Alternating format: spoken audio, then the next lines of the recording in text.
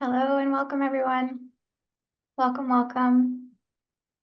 As you're making your way into our Zoom room today, please feel free to let us know where you're zooming in from. It's always great to see all the areas of the world that everyone's coming from. So my name is Kira and my pronouns are she, her, and I'll be your host for today's event, Sovereign Love, an intimate talk with Dené Logan. I'm joining you from the traditional territory of the Syilx Okanagan Nation, also known as West Kelowna, BC, Canada. So as our community gathers today from various corners of the globe, we'd like to acknowledge that the land we live and work on is the traditional territory of many Indigenous peoples, and we respectfully honor their people, their cultures, and their traditions. It's now with my pleasure to introduce Dené Logan. Dené Logan is a marriage and family therapist, a group facilitator, and an author based in Los Angeles. She specializes in helping couples find more fulfillment in their relationships. Dene utilizes her background in depth psychology to support others in reclaiming the aspects of the self we've been conditioned to reject in an attempt to maintain attachments. Her first book, Sovereign Love, A Guide to Healing Relationships by Reclaiming the Masculine and Feminine Within, is being released in May this month, 2024. Dene is also a co-host of the podcast Cheaper Than Therapy. And Dene will be interviewed by Jamila Nuruddin. Jamila is a trauma certified energy worker who also holds certifications in healing intergenerational and racial trauma through breathwork. Her background includes extensive training in mindfulness, shamanic, and transcendental meditations. She also was taught to transmit raw Kundalini life force energy directly from Venet Wong, the creator of Kundalini activation process. Jamila's unique background in the performance arts, Satnam Rasayan, breathwork, trauma healing, and West African Yoruba spirituality blends to create a powerful alchemy of grounding and healing energy. This connects her clients to their innate divinity, inner wisdom, and profound intuition.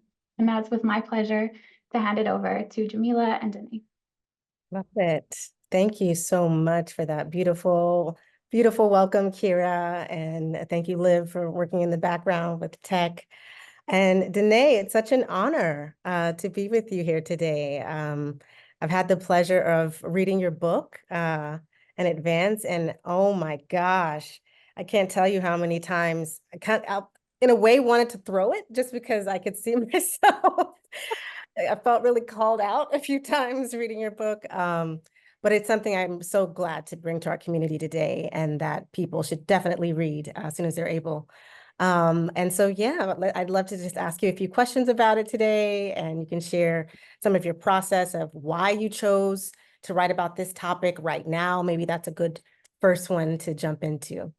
Sure. Well, Jamila, the honor is mine, and thank you so much. I'm so honored that you've read it, and I think I was absolutely calling myself out in so much of the book. So it's like me calling myself out and maybe in process throwing it against the wall a little bit. But I think conversations that I believe we're ready to have and maybe call ourselves forward in really unearthing and doing some examination of the way that we've been conditioned to hold love and relationships and what it means to love one another, and how I believe we are living through a moment in history where we're really not only challenging those concepts, but we're evolving and ready to maybe hold some of these things with a different lens, you know?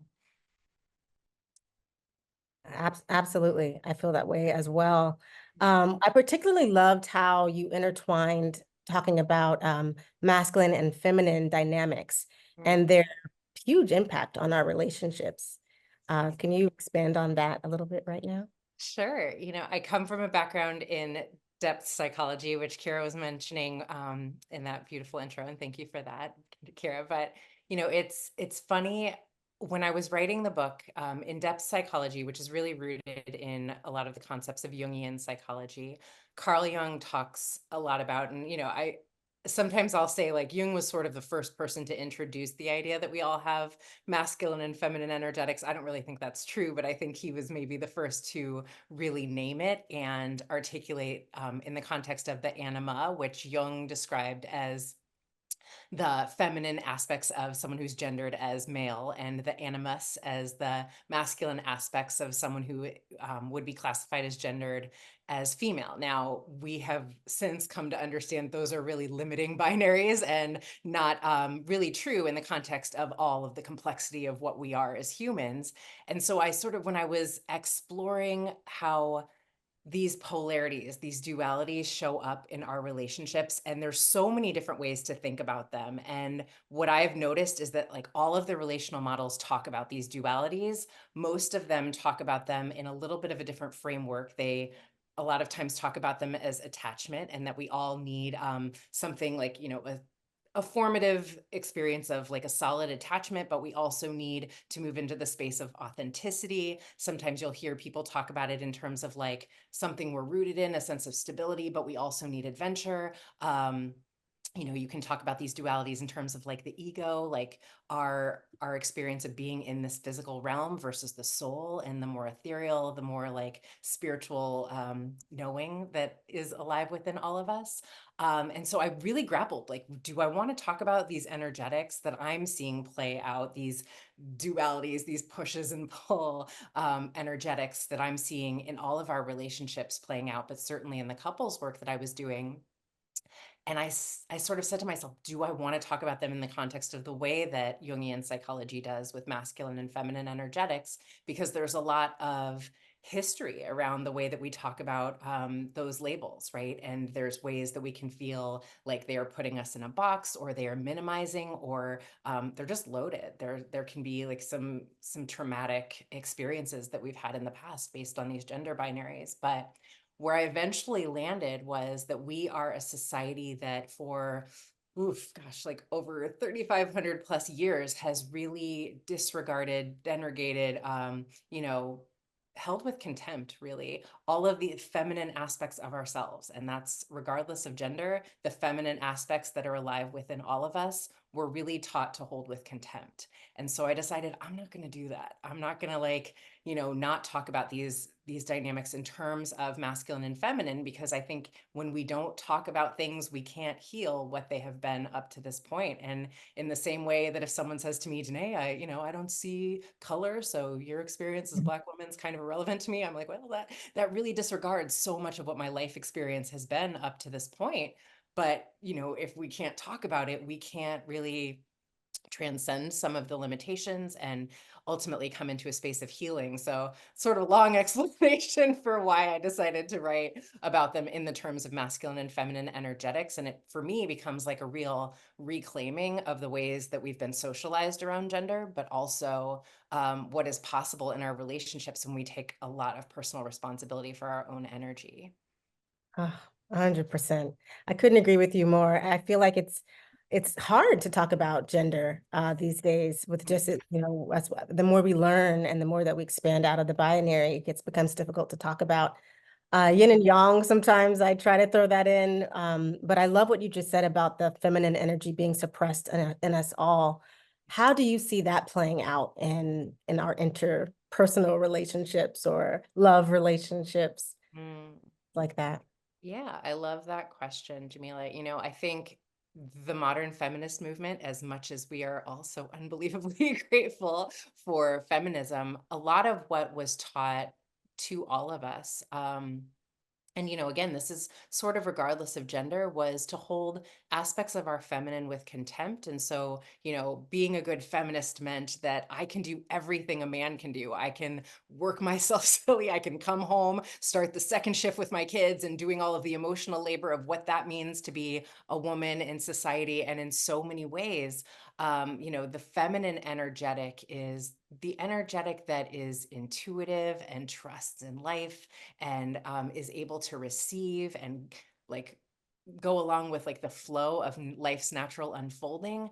And so there's so much about what I sort of refer to as a wounded patriarchal society and structure that really holds every aspect of like the feminine in all of us as not something that we should hold with reverence or high regard. And so, it's like the wounded masculine paradigm, as I call it and talk about it in the book, is sort of like that pull yourself up by your bootstraps, that John Wayne, I got it, I can make all of these things happen, productivity at all costs, very competitive, very sort of like looking around to like figure out why other people are to blame versus like, going inward and like looking at like what is alive within me and whatever the dynamics are, and what I can learn about myself. And so I think there's a lot of the relationship structures up to this point, and I'm a couples therapist, are really rooted in the upholding of patriarchal structures from my perspective. And there hasn't been a lot of questioning that. And I want to be clear when I talk about patriarchy, because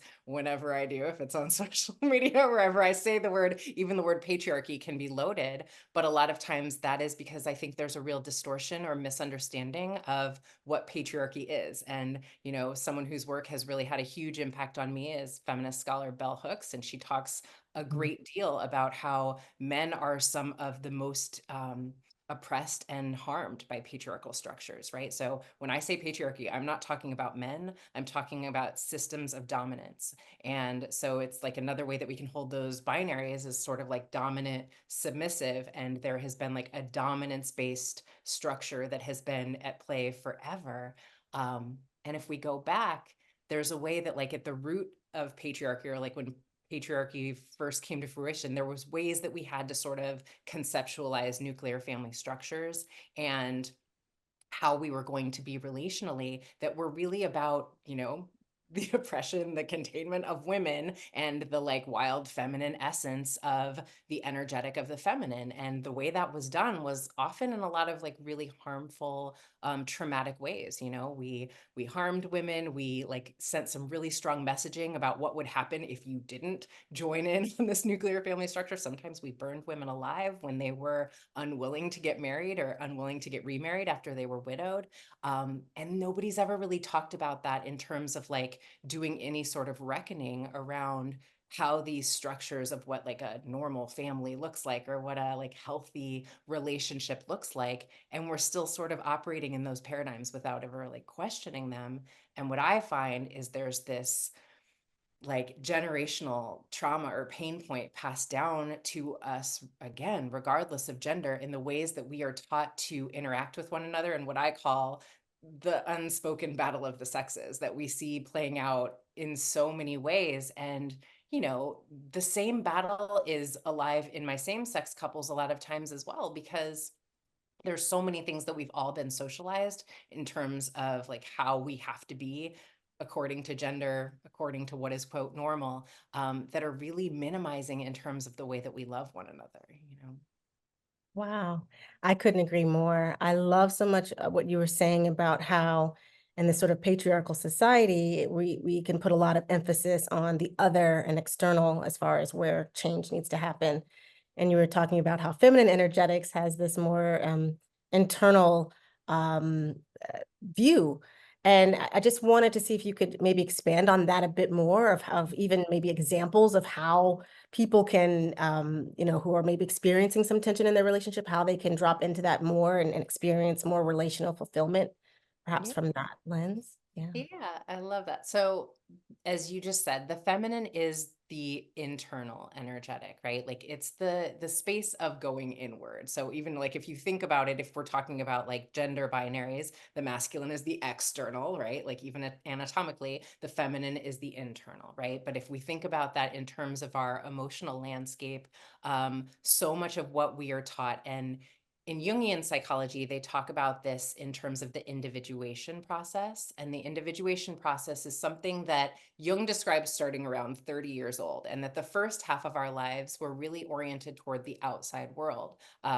There's like a structure. There's like, you go to school, you go to, get your first job, you get married, you have a couple babies, you get a picket fence, and then you retire. And that's what a good life looks like, right? And so it's sort of, we're oriented towards what the outside world tells us we quote should be.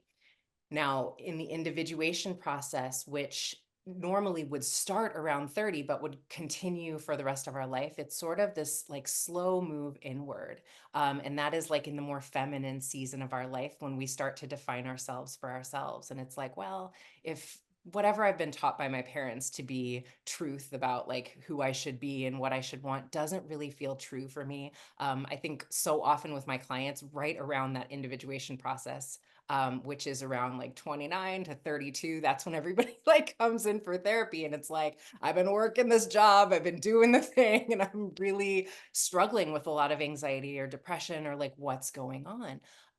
And from a Jungian perspective, a lot of these things that in Western culture we hold to be mental health crises or maladaptive ways of being are really on a soul level, like a call to awakening, right? And so that's sort of like the invitation to journey inward into the feminine aspects of self and start to get curious about, what is true for me if all of these things don't feel true to me? How do I start to do that process of defining myself for myself? And as I do that, how might I be uniquely qualified to be of service to the collective unfolding to who I am meant to be according to my destiny in this lifetime that is uniquely mine?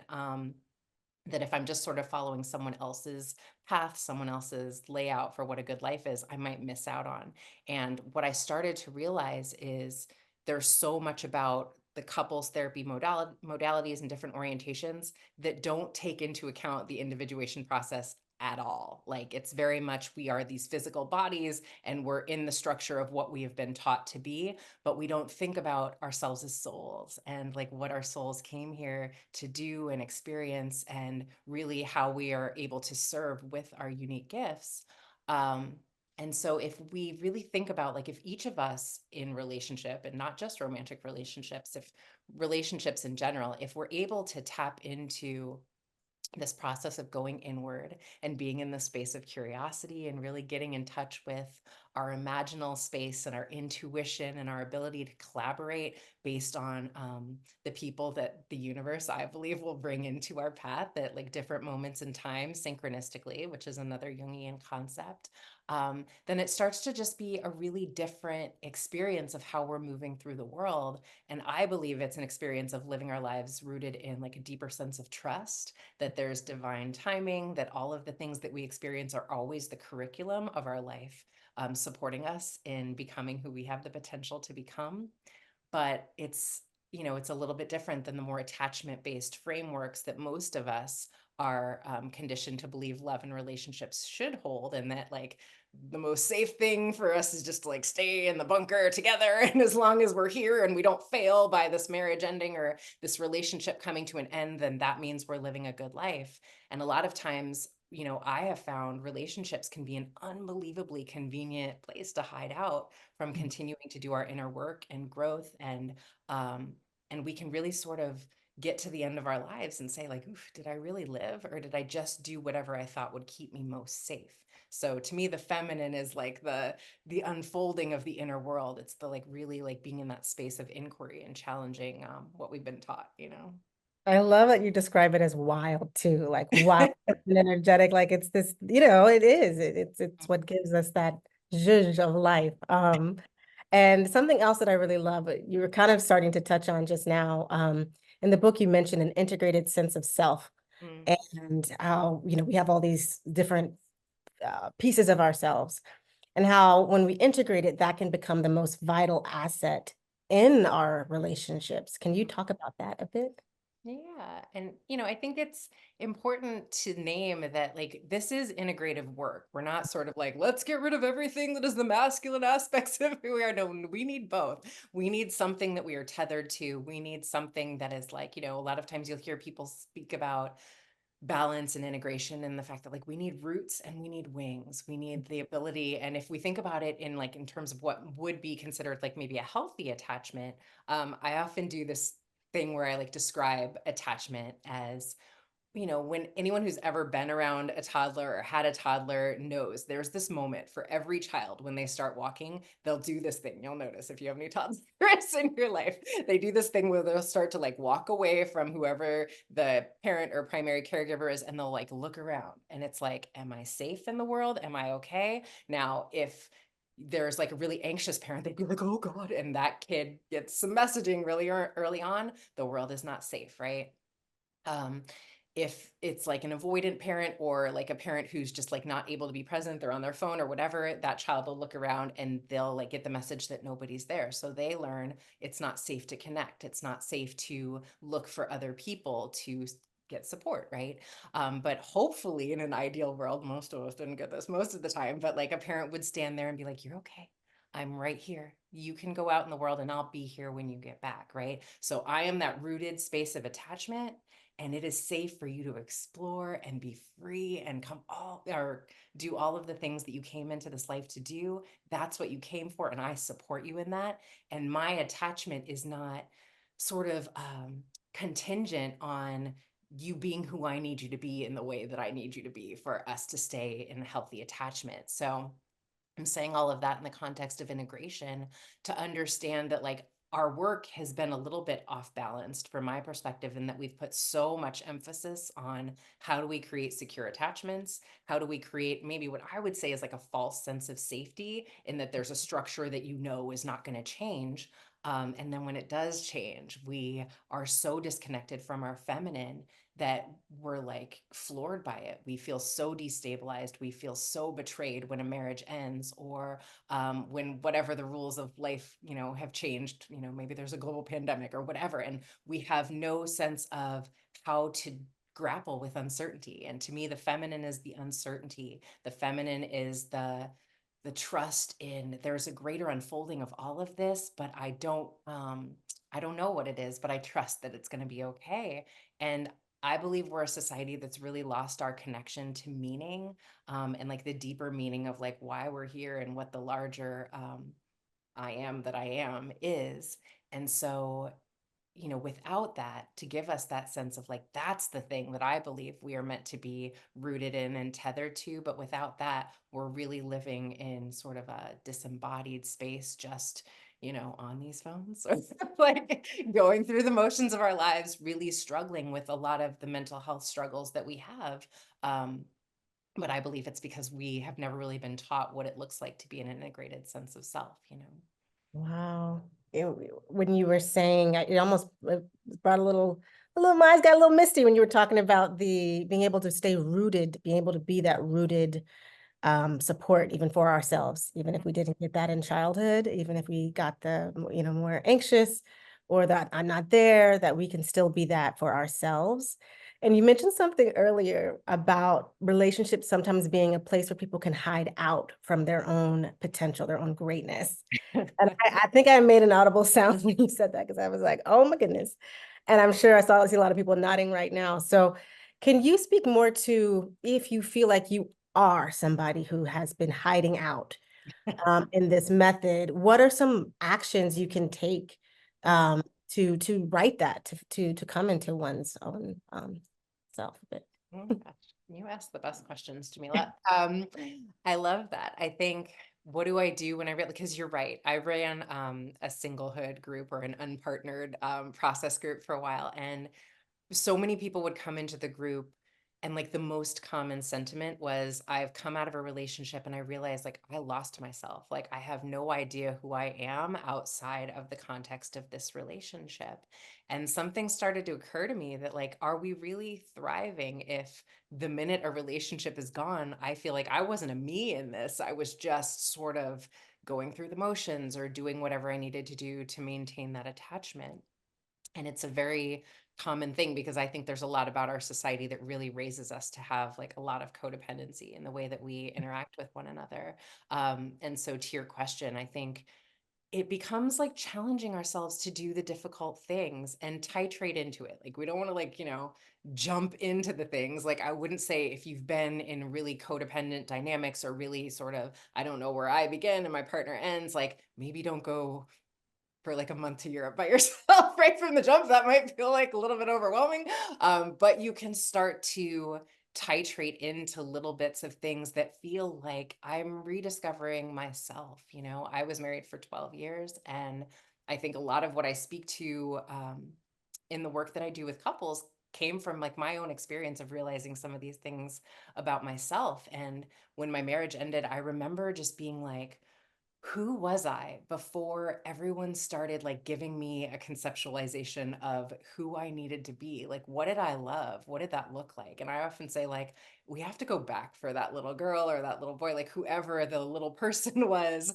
that started to like be formulated and like sort of like chiseled into who we were meant to be by the world. And I remember just like being like a woman in my 40s, like turning on musical theater, dancing around my room like I did when I was a little girl, and just like rediscovering that version of myself and feeling like, oh God, I had no idea how hungry I was to be in relationship with her, because I just been like going through the motions of life. And a lot of times, because I was so disconnected from her, that capital S self, as I like to call it, I was really projecting a lot of the pain of that onto my partner, and in so many of my relationships. And I think we do that a lot. You know, I have noticed as I've worked with couples for a while now, there's a way that like we use our partner or the people in our lives as a place to sort of project our existential angst, right? So I feel anxiety and you need to control this and stop doing what you're doing, and then I can,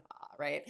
And the difficult thing about that is other people become the variable that will not be controlled. Like we can try, and a lot of times it just leads to a lot of conflict that just is like circular conflict that never ends, a lack of relational fulfillment. And so I do think we are understanding more and more that the point in partnership is not to save us from our existential anxiety.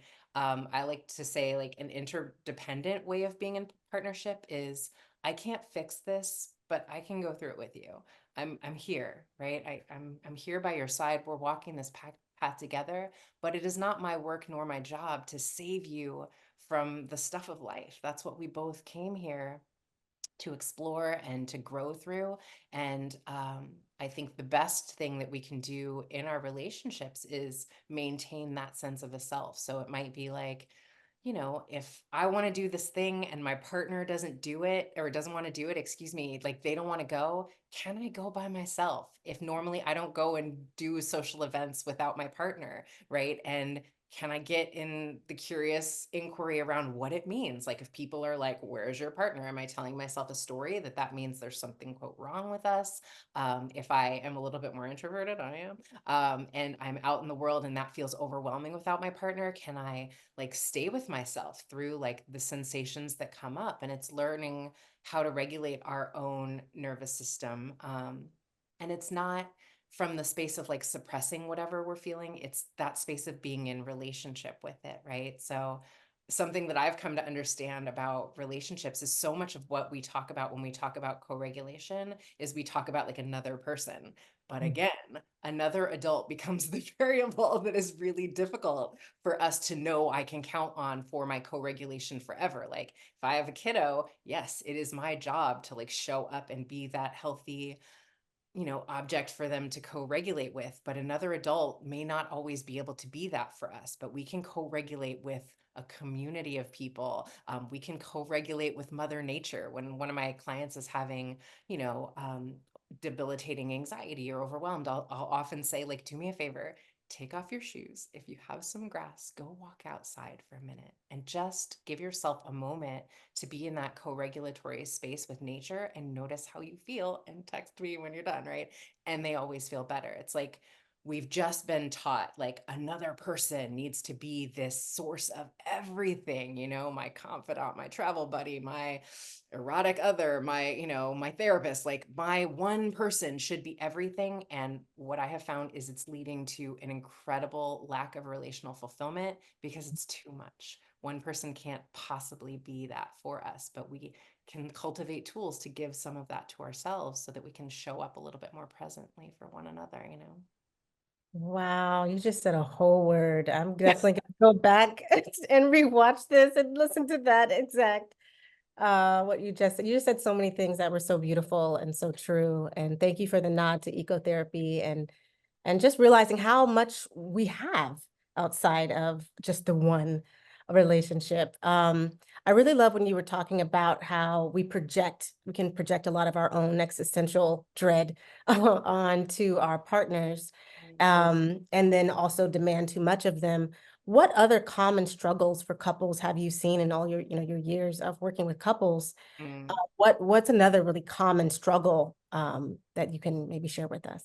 Yeah, well, the most common is this lack of erotic aliveness, or couples that come in with a lack of intimacy or struggling with intimacy, or ruptures that have been created because we've sought intimacy, physical intimacy outside of the partnership. So there's a lot about what I've come to understand about what happens relationally when we are just in this, framework of the need for structure, the need for stability, the need for, we're not going anywhere, is sort of like how we've been holding these relationship structures. What it really leads to is a lack of aliveness and eros and sensuality, the feminine aspects of our relationship, right?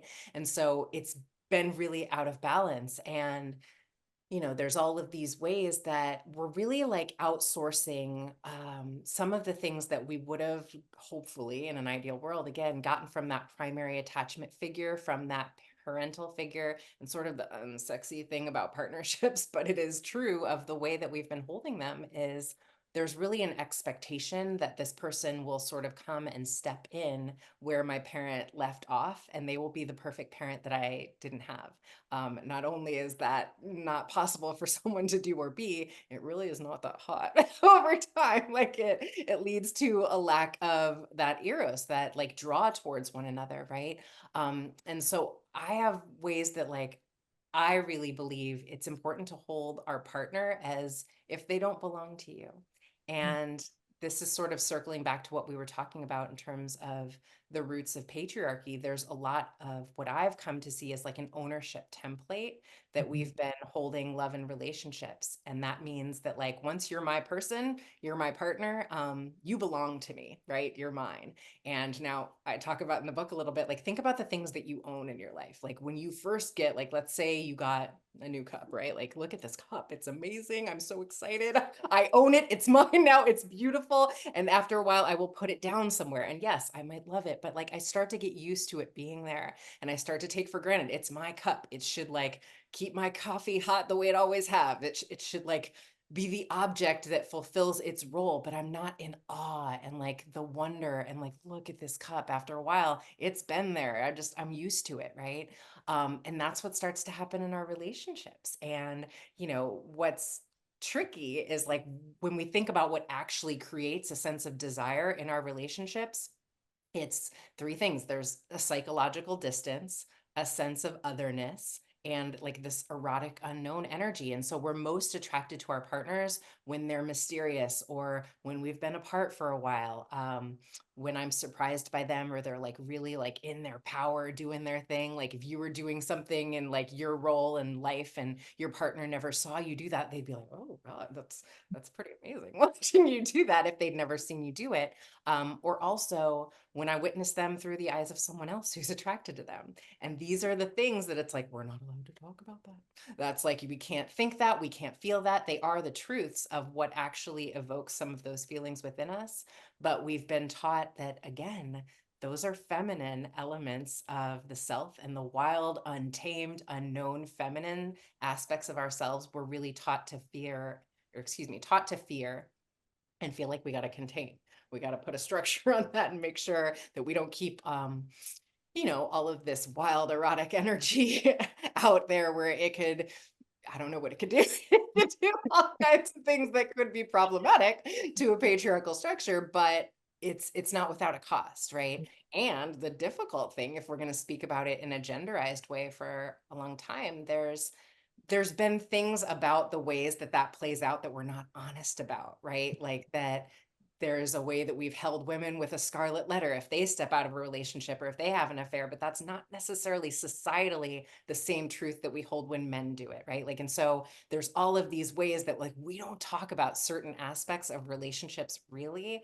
And what I find is it plays out in our relationship dynamics, and there's a whole lot of like you against me, built up resentment, ways that like I think if we're just a little bit more honest about what we're afraid of and what we long for and how we can create a relationship structure that works for us versus what works for the world outside, it just leads to a lot more fulfillment. But I think we're sort of evolving in our ability to do that. Yes, we are. Wow, that was so beautiful. Thank you. Thank you. You're such a gift. Everything that you're saying, I feel like is very it's topical because I do feel like these structures are changing. I feel like with the younger generations, especially, you're seeing a lot more people kind of going outside of these structural norms. Um, with young folks, can you talk about how you see the structures changing in our society and where you think they may go in the future? Yeah, I mean, I think it's interesting you bring up young people because what I've seen is they've done all of these like Pew Research studies, and they've done a lot of, excuse me, asking of the younger generation like what they want in terms of relationships and relational fulfillment, what that looks like for them. There's so many things. A lot of the integration that we're talking about, I find some of these like younger, I'm gonna call them kiddos because I'm in my 40s, but like I feel like they are just like I learned so much from the way that they are sort of like unapologetically fluid in their like masculine and feminine energetics, and like willing to just like be present with what is without it needing to like have a label or mean something. And even sort of like unapologetically seeing themselves as sacred, which to me is an aspect of the feminine. I joke a lot that I facilitate a lot of retreats for women, and my brothers are coming more now than they used to, which I love to see. But sometimes there will be like a group of women who are a little bit older than me and like a group of women in their 20s, right? So it's a really beautiful juxtaposition of these two groups of women holding space for one another. And, with the women who are like in my age group or a little bit older, there's a lot of just reflection on what these patriarchal structures of keeping ourselves small and contained and, being the good girl and not problematic in society, what that has looked like and what that has cost us. And I feel like sometimes with the younger women in their 20s, they're like, nah, man, my yoni is sacred. And if you're not coming correct, like back up. And I'm like, whoo, if I had had a little bit of the self-love that you have when I was in my 20s, like, whoo, I love it. And we're like normalizing it. And I'm like, y'all teach me because this is beautiful. Yes. And I think we're starting to say, what I see with the younger generation is a lot of like my parents' version of love and relationships did not make them happy. I saw them really unhappy. And so I'm not going to go and get married and create a structure like this because someone else tells me that I have to. And the rates of people actually getting married are decreasing by quite a lot. Now, I don't necessarily like have a thought about whether that's like a good or bad thing, to be honest. I'm like, get married if you want to or don't. But I think that there's a way that we can have more fulfillment in our relationship structures, whatever they look like. And, there's a way that I feel like I'm beating this point into the ground, but there's a lot of things that we haven't talked about that are changing. If we're talking about heteronormative dynamics, there's a way that women don't need men for like survival in the ways that they have for thousands of years. And we haven't really been honest about that in the way we're talking about or the conversations we're having about relationships. Women couldn't even have their own bank accounts and credit cards until 1974. I was born in 1979. I didn't know that, right? But that really is when, if you look at the relational research around how couples communicate and what leads to healthy, fulfilling relationships, most of it was done then. And I don't know about you, but if my livelihood and my bank account is correlated to this relationship and that's a part of my survival, I'm not going to be fully honest about, how much fulfillment I'm having in the bedroom and all of these different variables that I have seen, like we're just not being honest about. And sometimes I'll be sitting with a couple and I can tell, right? Like, because, maybe I can intuitively feel it, or I'm tapped into having a similar feeling to like maybe the woman and the dynamic and what she's feeling. But I can see all of the ways that in a really codependent way, we tell one another the truths that we believe we can tolerate hearing, not the truths that are, I often say it's like the things we don't say to one another that actually end up creating the ruptures that are difficult to repair, that create the distance between us that it becomes hard to find our way back from, right? But if my survival and my safety has been contingent on me not saying things like, I can't even tell you, like if we bring it back to the conversation around sex, I sit with an epidemic of women who have been having performative sex for a lifetime and have never actually enjoyed and had pleasure in their romantic relationships. And I'm like, I'm gonna say something like, we got to talk about this. We got to start getting real, because of course I don't want to have sex if I'm not having authentic pleasure and I'm just doing it because I feel like I have to, right? But there's all these ways that my brothers are also deeply suppressing the feminine aspects of themselves and the ways that they get to fully embody their ability to nurture themselves and to be in collaboration and intimate connection with other men. I think so Mhm. often in heteronormative dynamics, men are looking for their partner to be everything for them, and they don't have really close connections with other men. That was not always the case, and it comes at a real cost, because that, again, society sort of teaches men that you can feel feelings through, you can feel the feeling of anger, but you can feel the feelings that might come up in other areas through sex, and those are your outlets for feelings. Go, guys, right? And that's not enough. Obviously, men are just as complex and multifaceted as women. They have just as much of that rich internal feminine world as women do. And so I think it's like we've got to start having honest conversations about these things. Definitely powerful. Mm. So I'm going to ask one more question, but before I do, I just want to remind everybody that we are going to have a really brief Q&A at the end of this. So feel free, if you've been mulling something over, now is the time to go ahead and put it in. Mm. I'll ask one more question before we jump into the Q&A. So you said something so powerful. You said it's often the things that are unsaid in our relationships that actually cause the biggest ruptures. Are there any exercises or concepts or suggestions you might have for people who feel they have enough, rootedness in their relationship to dig a little deeper? Is there anything you can suggest for Mm. people who might want to do that? Yeah, I have an exercise that I do with couples a lot of times where I will talk about, like, say the thing, right? And a lot of times, even like writing down the thing that I want to say, and maybe don't do this to and with your partner, but I will have them like write down the, like, here's the thing I believe that I want to say, and I don't think you can tolerate hearing, or that you would get mad at me or leave me, or whatever the story I tell myself is. But naming the story I tell myself about what you would do if I told you that, because there's this thing that I like to call offensive communication, where if I say to you, Jamila, like, I don't know, I feel like you've been judging me this whole time. Like, I'm like trying to think of something, but like if I'm telling myself a story about us in this moment, but I name it before the communication, you have a different response. It's just the way the psyche sort of responds to that than if I just say, you've been judging me this whole time.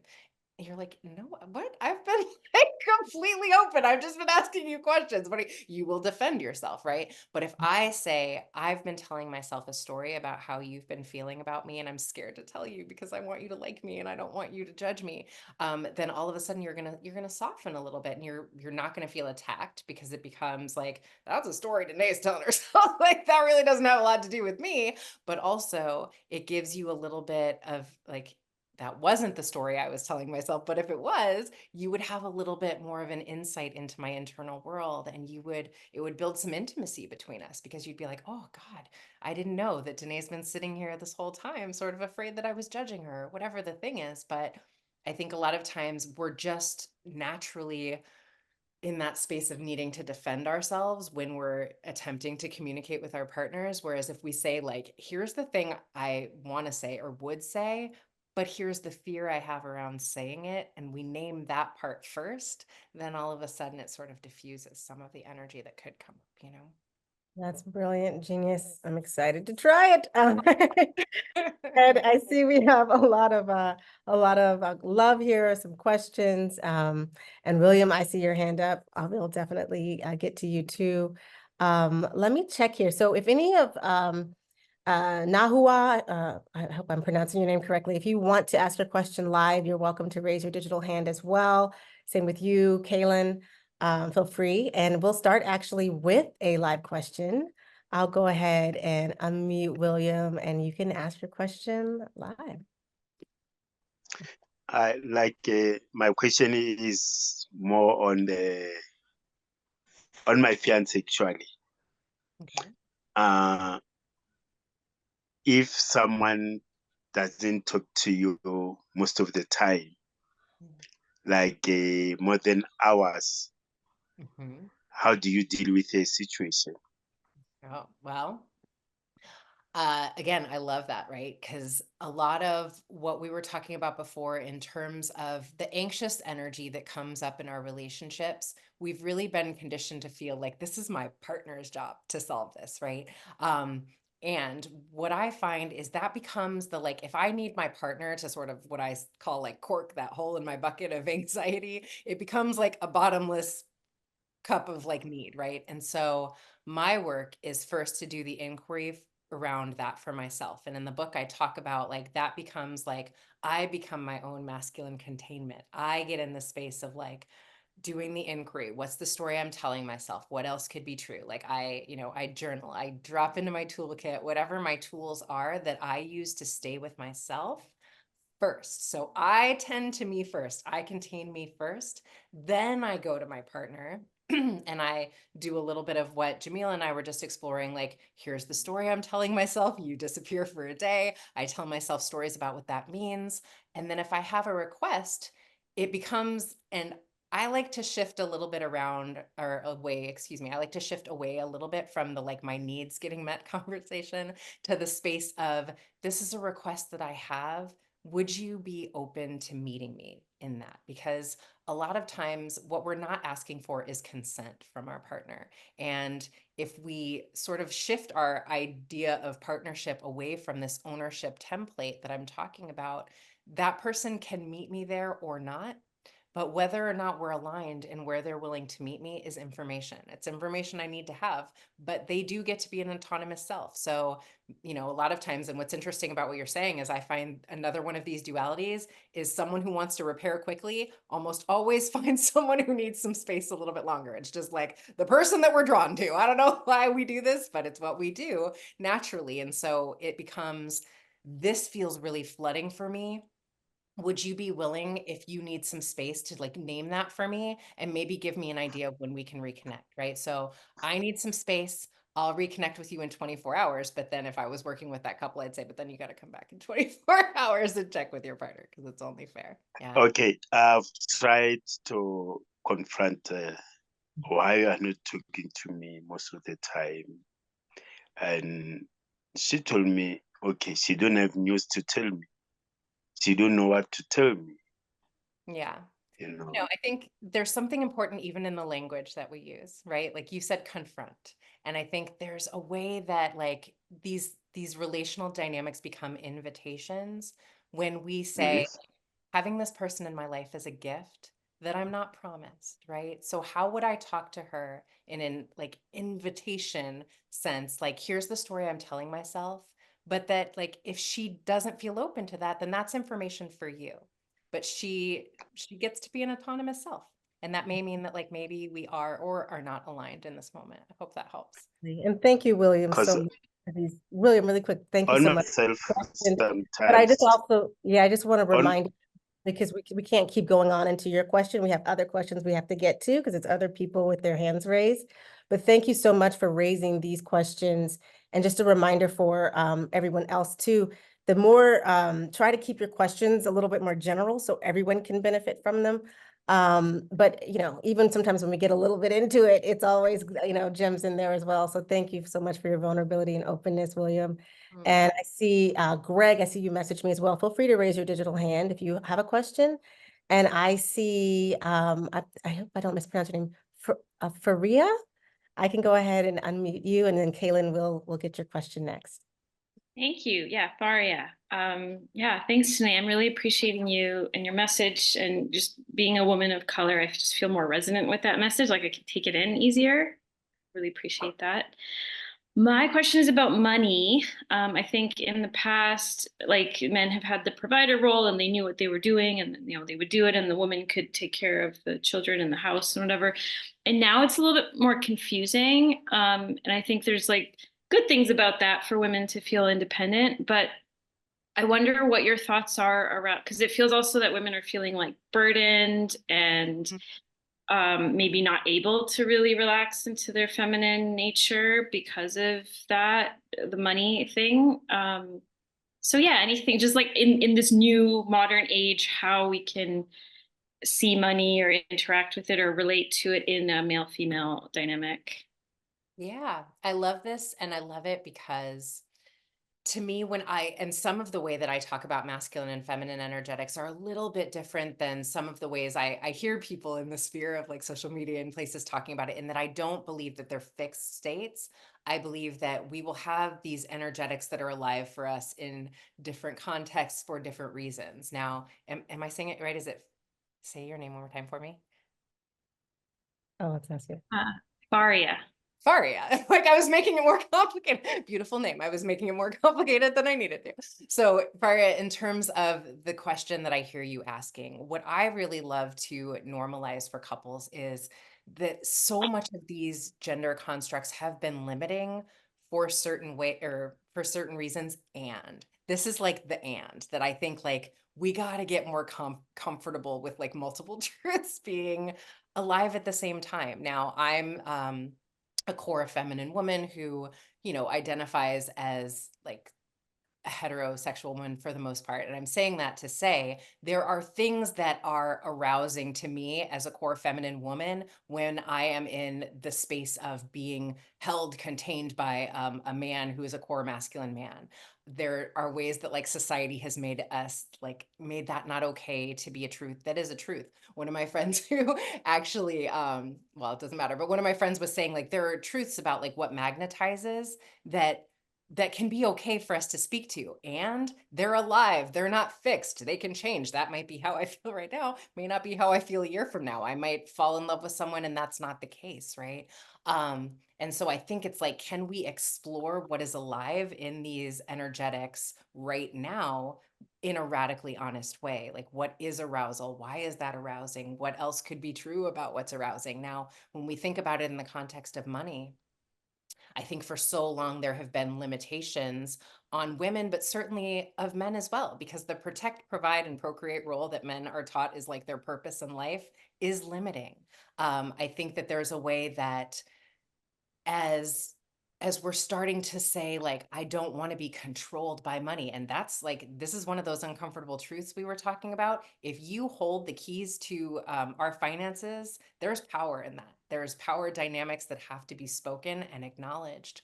And so it becomes like, as each person in a dynamic does their own like work and unearthing some of these things, it's like, what is like most suited to what you want to be doing truly, right? And maybe that's like, this is another one of those multiple truths. Maybe that's me being the primary breadwinner or earner in the family. And if I'm a core feminine woman, I see this so often, and this dynamic works well. I will come home and still be in that energetic when it feels good of allowing my man maybe to be that like leadership role in our household, because sometimes I'm going to want to put down that leadership role. Like if I'm in that role in business and in the world and as an earner, when I come home, I may not want to be that role with my man. There is nothing wrong with that. And I think that we've got to get a little bit more comfortable speaking about like the nuanced ways that these energetics play out. So long answer to your question, Faria, but I think that it's sort of each person in a relationship and each relationship really defining what is true for themselves. But for me, more than anything else, it's like, we got to get radically honest. We've got to get honest about what our socialized ideas about gender have been, where they originated, and does this feel true for us? I think if it's not true anymore, let's chuck it. Like, what would be something that feels alive for both of us right now, you know? Thank you. Absolutely. Oh, another word was said. Woo! I'm gonna go back and listen to that one too. So I see, Kaylin, you had your question in the Q&A. If you'd like to come on and unmute, you can ask your question as well. Hello, can you hear me? Yeah, hi. Okay, thanks for making the time. Yeah, I first want to say I really appreciate the way that you're shaking up this balance between attachment and differentiation. And yeah, it challenges my own attachments. And so it's good sitting for that. But I noticed some questions coming up about the balance between, how to say it, like healthy independence and sovereignty, and also like creating shared reality and shared understanding in relationship. Yes. I wrote a question because I'll just read it out because articulating it, I hope you can understand. Yeah. So on the flip side of healthy independence, I notice in the name of personal freedom, there can also be an ultra independent protection of one's own reality, one's own truth, or one's own familiar way of communicating. And that this can be at the cost of being able to relate from our own soul's deep truth. Because you're talking about this, which is so important, connecting with our soul and what's most true for us.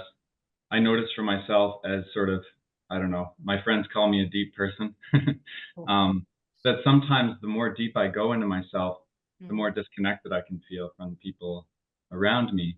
And I can say that I can see that this can make it hard to have that shared resonance sometimes in relationship. And on the flip side, being fixated on self, on truth. And so I see that, yeah, the most important thing is to reclaim our own authenticity. But I also wonder, how can we create that healthy shared understanding, healthy shared reality in relationship? I hope that makes sense. Yeah, I love it.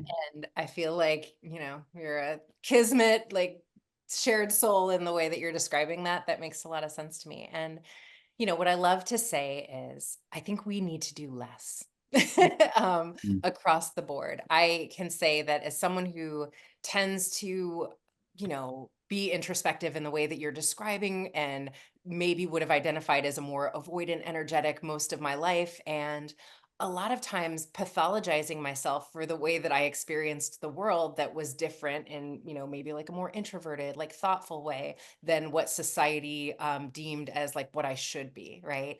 And what I have found is the more that I come into radical acceptance of myself, and, you know, this is why I love all the exploration. I love the astrology. I love the, I can't think of them right now. I'm having a mind wipe, but you know, all of the like human design and all of the, all of them. You guys know what I'm talking about in this room. I can tell you, don't need me to tell you, but I love all of that exploration because what I've Enneagram, that's what I couldn't think of. What they do is they end up being like deeper ways of like understanding myself, what makes me tick, what turns me on, what turns me off. And I think that if we just come into deeper layers of acceptance of ourselves, what I have found is our people will find us, but we have to be ourselves for them to know who we are and to like resonate with us. Cause like we're on that resonant energetic with our people. When we take the chance of being a little bit more in that space of radical self-acceptance, and it's work, right? Because I don't know, we are going to long for connection and sometimes feel overwhelmed by connection. And I think if we think of these things as like not like a fixed state, but this is what's alive in me right now, can I not judge myself for like maybe going through a season where I need to be alone? This is what this is right now. I find the less we're like in judgment and resistance to it, eventually we don't feel that way anymore. And it's like, okay, I'm ready to like emerge out back into the world and connect with other people again. But the more we're in resistance to where we are, the more it's sort of that like what we resist persists. So I hope that answers the question, and that like I think not everybody's going to be the same. Not everybody's going to long for the same things relationally, but I think we're living through a time where what's exciting to me is we can co-create with another person according to what the actual truth of what feels like belonging to me versus like what I need to do to fit in so that I won't be the weird one who does those things that you're talking about that we do, you know? Yeah, Yeah. thank you. Yeah, I feel like the last thing you said really resonated too, just about trusting that there's people that we can all belong with at a certain point, and that our truth has a place in the world. So yeah, thanks, Dene. Question, absolutely. That was such a great question. And unfortunately, we're starting to come up against that boundary of time. I see your hands, and Kichi and Greg, and thank you for your questions, but I feel as though we've reached that boundary of time. I'd love to thank you so much, Dene, for these insights. I will be sending, I think people can still register for the event afterwards and watch the replay. You certainly can. I know if you're an Embody Lab member and there's a trial, I can turn it back over to Kira in a minute to close us out, but I just wanted to thank you so much from the bottom of my heart, just for writing this book, for having the tenacity to sort of take on these unspoken societal shadows that somehow we've all missed or just been really complacent in allowing to remain hidden. And so, yeah, you're getting a lot of love in the chat right now. People are are really grateful. Feel free to write into the chat what you got out of this. And share this with other people, everyone, so we can all work collectively together to change some of these societal norms. There's no reason why we can't. That's right. Oh my So God. is there anything you'd like to say before we close out? Oh my gosh, just thank you so much, Jamila. Truly, it's such an honor. And I feel so enlivened by people having this conversation and like willing to challenge some of these paradigms. And so I'm just like beaming with gratitude. Thank you so much for this time in this space. It means so much to me, and everyone here, it means so much to me that you would come. So thank you. Thank you so much, you two. This was such an amazing interview to be here for. And I just wanted to ask Dene, where can everyone find your book? Yeah, well, so my website is DenéLogan.com, and you can find my book there, or I'm on social media, Dene.Logan, or my book's being released through Sounds True, so you can find it on Sounds True's website. And yeah, I think there's probably a link on the Embody Lab too for like this talk, and so maybe you can find it through this. Great. Thank you so much, Dene. And thank you, Jamila. Both of you, it was just so wonderful. And thank you everyone for attending live today. And for your engagement. And I just hope that you all have a wonderful day. Thank you, everyone. Thank you. Take care.